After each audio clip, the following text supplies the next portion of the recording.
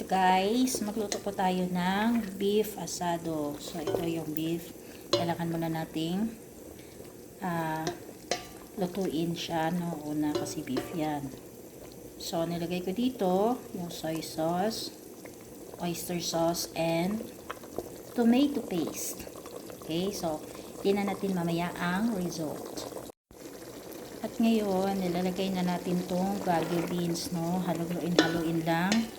Tsaka mga 5 minutes lang maluto na itong ating bagu beans. Saka natin ilagay yung cabbage dito sa ating beef asado. Yan. Yan lang guys, kasimple. Yan.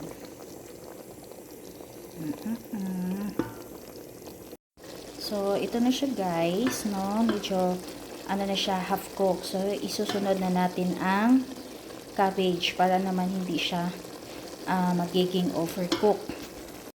So, yan guys, andyan na po yung ating cabbage, no? So, paghaluin lang natin siya ng paghaluin and then, hayaan natin ng 5 minutes at luto na ang ating beef asado.